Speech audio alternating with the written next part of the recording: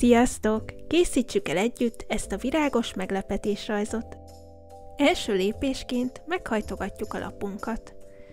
Félbehajtjuk, majd a felső részt lehajtva, ismét félbe.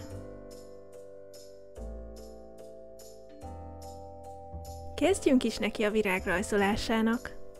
Középre rajzoljunk egy kört. Ehhez segítségképpen használhattok körzőt, vagy körbe rajzolhattok egy pohár alját is.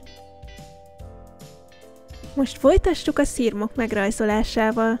Ezek hosszúkás, ovális formájúak legyenek. És rajzoljuk körbe velük a körünket.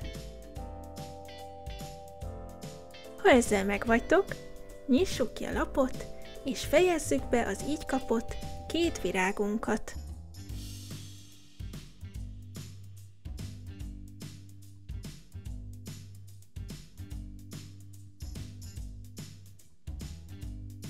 Ígyni, most a bal oldalra rajzoljunk egy tulipánt. Ehhez egy ovális rajzolunk, majd ennek a két oldalára egy-egy fél ovális formát, majd felülre 2 félkört, és rajzoljuk meg a tulipán szárát is. Ha ezzel megvagytok, rajzoljunk a másik oldalra is egy ugyanilyen tulipánt. Meg is van! Rajzoljuk meg a leveleit is mind a kettőnek.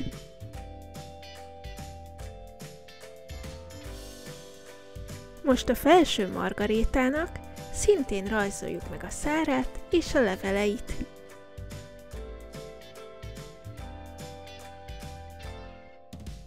Ha ti is elkészültetek, színezzük ki!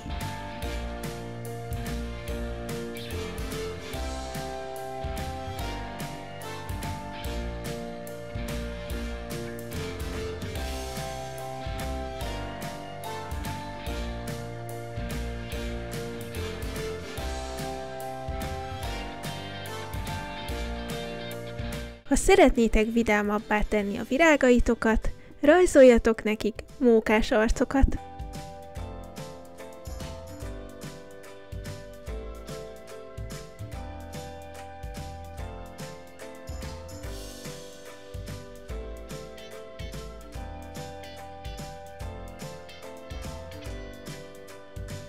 Készen is vagyunk, remélem tetszett, és legközelebb is velem tartotok.